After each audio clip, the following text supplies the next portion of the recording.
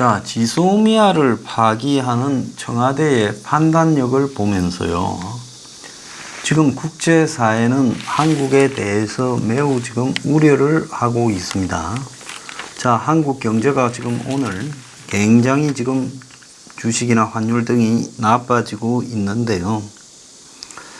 자, 한국이 청와대에 권력이 몇 사람한테 집중되면서 이 한국이라는 나라 시스템에 의해서 움직이는 게 아니라 뭔가의 거리, 즉 권력의 접근도에 따라서 몇 사람에게 의해서 권력이 집중되고 나머지 사람들은 이 국가라는 부분의 운영에 관한 자기 주장이나 정보 의견 등을 교환하고 관철시키고 말할 수 없는 상황이 되어가는 게 아닌가. 자, 그렇게 보여집니다. 지금 2차 대전에서 동서냉전이 이렇게 이제 꺼지면서 소련이 동유럽을 다 차지해 버리고요. 또 중국이 이제 중공이 중국 대륙을 먹어버리고 소련이 북한까지 먹어버리는 이런 부분에서 속이 뒤집어졌던 사람이 처칠입니다. 처칠은 독일군으로부터 빼앗은 무기, 대포, 이 비행기 등을 파괴하지 말고 유지하라 하고 영국 공군을 규모를 줄이고 그리고 대거 제대시키고 하는 일들을 잠시 정지를 시켰어요. 왜 그랬는가 하면 지금 소련의 의도가 거의 동유럽을 다 먹어버리고 서유럽까지 또 진출하려고 지금 하고 있고 덴마크의 보른홀론 섬까지도 점령하고 또 이탈리아와 지금 슬로베니아 사이에 있는 도시, 오래된 이탈리아 도시까지도 유고 티토를 시켜서 점령을 하려다가 되지 않은 상황까지 발생을 했습니다. 그러니까 북쪽에서 남쪽까지 소련이 한마디로 유럽 대륙을 썰어버리려고 지금 이렇게 야심을 드러냈죠. 근데 그걸 루스벨트한테 이야기를 해도 얄타 회담에 왔다가 그 다음에 아프리카 가가지고 사우디니 이집트 관련자를 만나는 루스벨트, 그 위에 미국에 돌아가서 업무를 하는 루스벨트는 거의 죽어가고 있었고 자신의 대리인 몇 명한테 의존해서 그들이 루스벨트를 대신해서 편지를 보내고 연락을 하고 했던 겁니다. 그러니까 미국의 대통령으로서 기능이 거의 육체적으로나 정신적으로 고갈된 상황에서 1945년이라는 2차 대전의 이제 종전과 그야말로 새로운 동서냉전의 시대가 열리는데 그걸 감당할 수 없는 그냥 이상주의자, 목숨이 거의 다 죽어가는 이상주의자가 그 중요한 대목에 있었던 거죠. 그것이 세계에 미친 악영향이 얼마나 컸는지 모릅니다. 그러다가 이제 죽어버렸어요. 얄타 왔다가 루스벨트가. 그러고는 부통령을 하던 이제 트루먼이 맡았는데 그 트루먼이라는 사람은 그야말로 미국의 깡촌 수신에 많이 배우지도 않은 순박한 사람이라서 지식이 너무 없었다는 겁니다. 그러니까 스탈린이나 소련이 무슨 의도를 가지고 있는가를 그렇게 처칠이 이야기를 해도 이 사람은 국제 정세를 이해할 만한 이 역량이 도무지 없었다는 겁니다. 그런 사람이 또 물러받아서 이제 5, 6, 7 이런 석 달, 8월 달까지를 이렇게 밀려간 겁니다. 그러니까 핵폭탄을 일본에 떨어뜨린 것도 트루먼의 결정이 아니라 미국 군부의 결정이 그대로 관철됐을 뿐이라는 겁니다.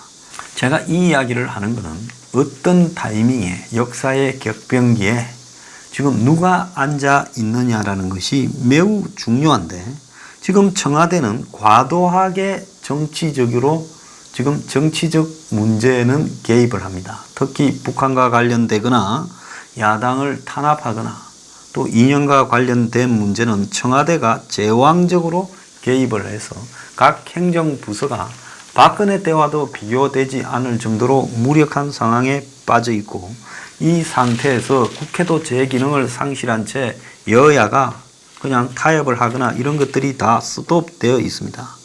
그래서 청와대 혼자서 모든 것을 다 지금 끌고 가는 이런 상황에서 한국은 한미 동맹이라든지 한미일 삼각 동맹이라든지 한일 간의 관계에 대한 길을 잃어버렸다라는 겁니다. 이 모든 것을 내년 총선과 조국을 놓고 판단을 해버리는 겁니다.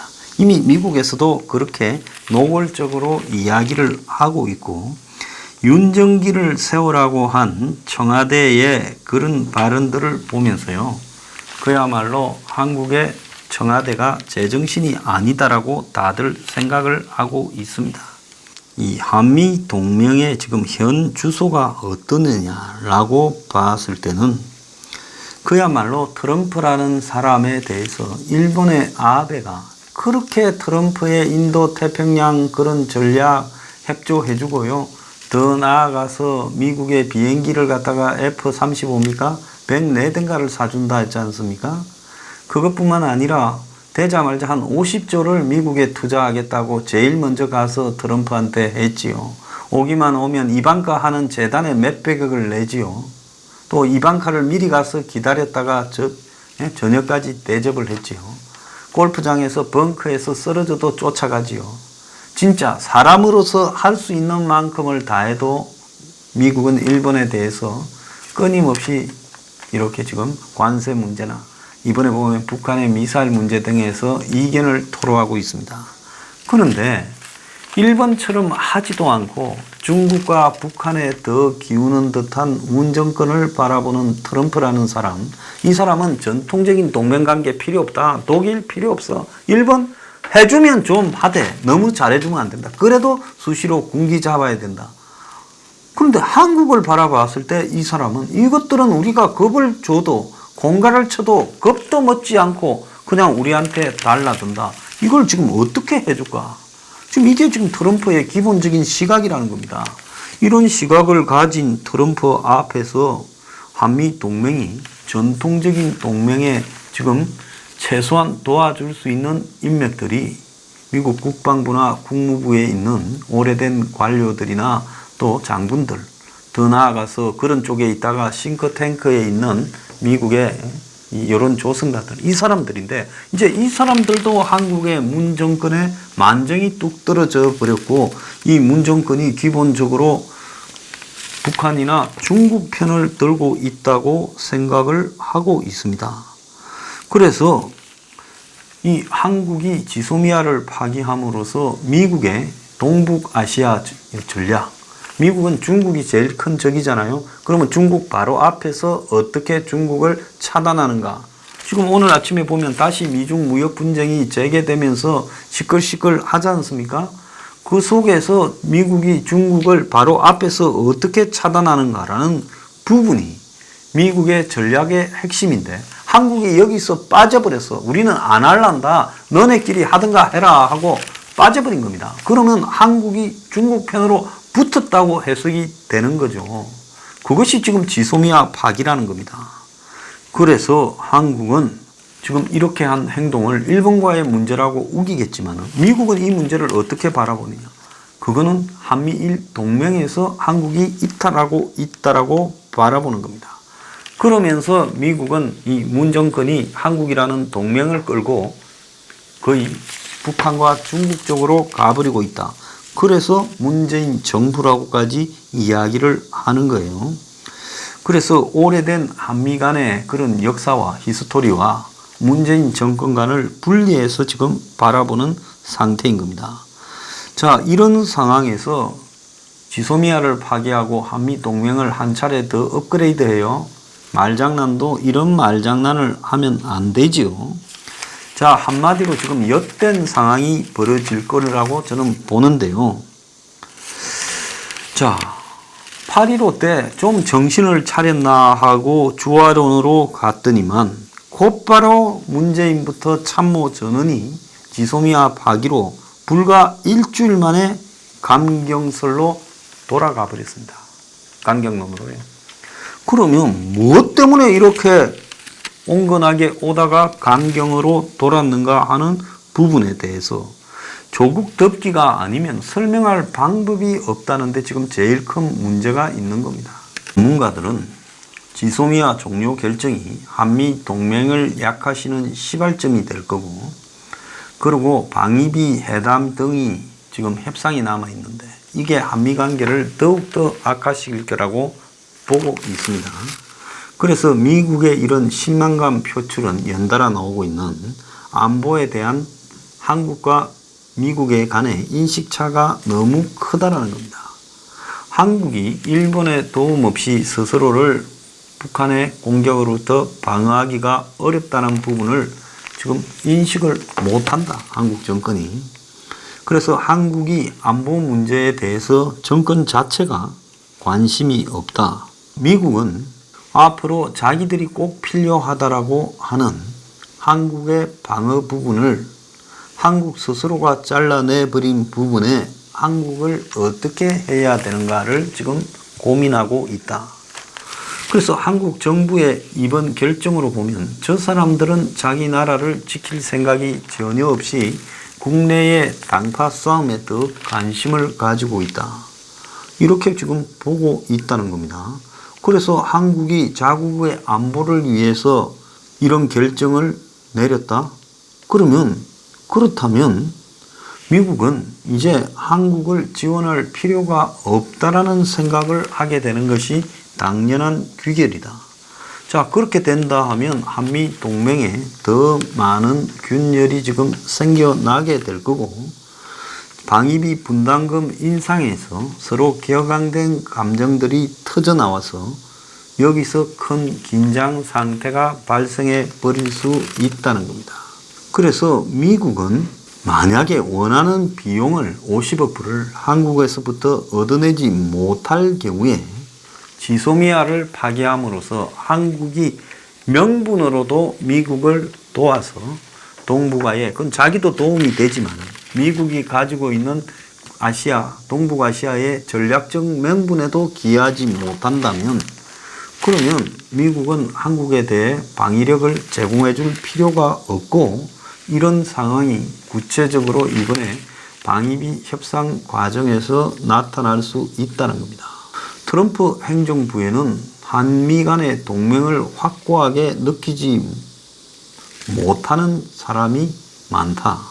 방위비 분담금 문제로 불협화음이 만약에 번지게 되면 이런 사람들, 매우 실용적이면서 한국과의 동맹을 돈 든다고 생각하는 사람들이 결국은 자기 주장을 키우면서, 봐라, 저것들은 상대에서는 안 된다고 하지 않았느냐, 이제 정리하자, 이렇게 되면서 동맹이 순식간에 위험에 처할 수 있는데, 이럴 때 그걸 막고 한국을 도와줘야 된다 말해야 될 사람들이 이제 할 말이 없어져 버리게 됐다. 결국은 이제 이해타산의 돈 문제만으로 된 전락해 버렸다. 자, 그래서 이런 지소미아 하나로 한국이 다른 미국의 이 서로 간에 얽혀 있는 많은 사안들에서 매우 약화되어져 버렸다. 그래서 트럼프가 주한미군 주둔 비용과 연합훈련 비용 등을 지금 문제 삼아서 지소미아 종료를 계기로 한국에 대해 다른 부분을 가지고 압박을 높일 가능성이 매우 많고, 한국이 미국이 원하는 만큼의 비용을 지불하지 않을 경우에는 한국에 대해서 부정적으로 나올 수가 있다. 그래서 이제 미국이 한국에 대해 중재도 잘 서지 않을 것이고, 한국 정부가 그래, 그렇다면 너네들은 이제 동맹은 없고 어리는 서로 간에 돈을 가지고 할 것 같으면 돈을 얼마를 낼지 한번 보고, 이 돈의 액수가 안 맞으면 너네하고 우리하고 헤어져도 이제 끝날 것 아니냐. 이제 그런 식으로 한국이 먼저 승부를 던져버렸다는 겁니다. 트럼프는 해외 주둔 미군에 대해서 근본적으로 부정적으로 생각하고 있는데, 결국은 트럼프가 아시아의 미군 배치 필요성을 이해를 못하고 있고, 이것이 미국의 큰 문제인데, 한국이 결국은 트럼프로 하여금 자신의 직감이 맞았다라는 명분을 던져줬고, 이따위 동맹은 필요 없다라는 그런 내부의 의심에 확신을 심어주게 됐다. 이렇게 VOA는 보도를 하고 있습니다. 그래서 한국의 이런 결정이 결국 북한과 중국을 굉장히 웃게 했고 큰 실수를 했고, 자, 미국도 잘못이 있지만은 결국은 지금 미일이 가까이 붙게 되고, 자, 한국이 앞으로 지금 어떻게 할지가 관심인데, 미국에서 누구도 한국에 대해 이제 적극적인 이야기를 하지 않을 거라고 보고 있습니다. 자, 한국 한마디로 말하면 이제 편들어줄 사람 하나도 안 남아있고, 이제 돈조차도 미국을 만족 못 시키면 그야말로 엿대버린 겁니다.